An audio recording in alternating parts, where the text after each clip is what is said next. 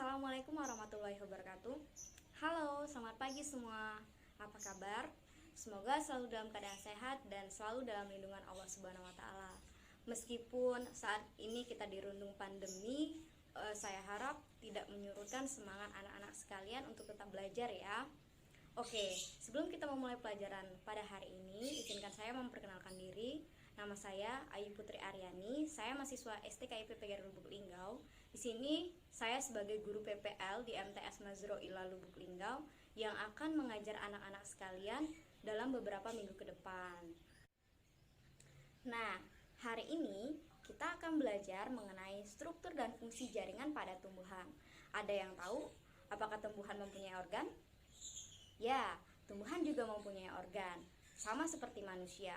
Namun, organ yang ada pada tumbuhan tidak seperti otak ataupun jantung, melainkan akar, batang, daun, dan bunga. Baik, yang pertama kita akan membahas akar. Akar merupakan bagian tumbuhan yang memiliki fungsi utama untuk menegakkan dan memperkokoh tumbuhan. Biasanya akar berwarna putih atau kuning muda dan ujungnya panjang dan meruncing. Akar juga memiliki fungsi yang pertama untuk menyerap air dan mineral dalam tanah, yang kedua sebagai tempat penyimpanan cadang makanan, dan yang ketiga akar berfungsi untuk bernapas.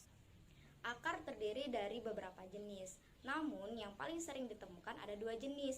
Yang pertama adalah akar serabut. Akar serabut terdapat pada tumbuhan monokotil.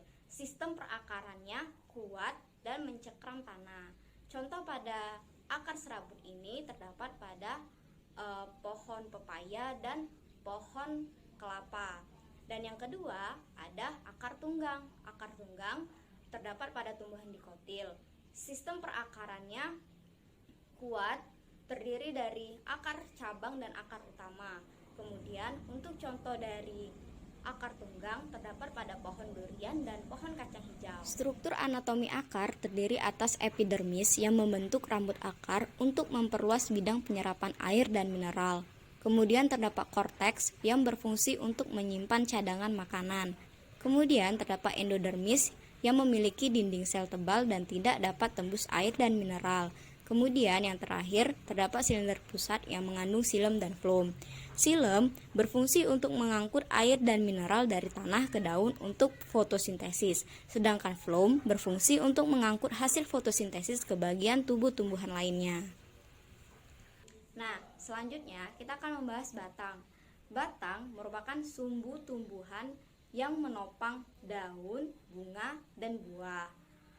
Batang memiliki fungsi yang pertama sebagai penghubung antara akar dan daun. Kemudian yang kedua berfungsi untuk menegakkan tubuh tumbuhan. Dan yang ketiga, batang berfungsi sebagai tempat penyimpanan cadangan makanan. Struktur anatomi batang terdiri atas epidermis, korteks, endodermis, dan silinder pusat. Epidermis terdiri atas lapis sel yang tersusun rapat tanpa ruang antar sel serta memiliki kutikula. Pada batang dikotil, letak berkas pembuluh beraturan membentuk lingkaran, sedangkan pada batang monokotil, berkas pembuluh tersebar tidak teratur dan tidak mempunyai kambium. Nah, selanjutnya kita akan membahas daun. Daun merupakan salah satu organ tumbuhan yang hidup dan menempel pada batang.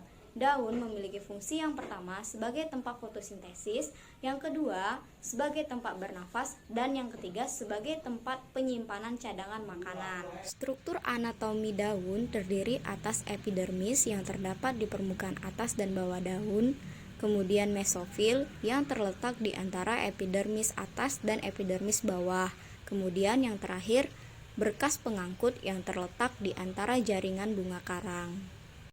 Selanjutnya kita akan membahas bunga. Bunga merupakan organ tumbuhan yang berfungsi sebagai organ reproduksi generatif. Bunga terdiri dari kelopak, mahkota, putik, dan benang sari. Kelopak dan mahkota berfungsi sebagai alat perhiasan pada bunga. Kemudian putik dan benang sari berfungsi sebagai organ reproduksi pada bunga. Bunga terdiri dari dua macam. Yang pertama ada bunga lengkap dan bunga tidak lengkap. Bunga lengkap yaitu bunga yang memiliki semua bagian bunga berupa kelopak, mahkota, benang sari, dan putik. Bunga tidak lengkap yaitu jika salah satu bagian bunga tidak ada. Berikut ini merupakan contoh dari bunga lengkap yang terdapat semua bagian bunga. Baiklah, itulah tadi materi tentang struktur dan fungsi jaringan pada tumbuhan.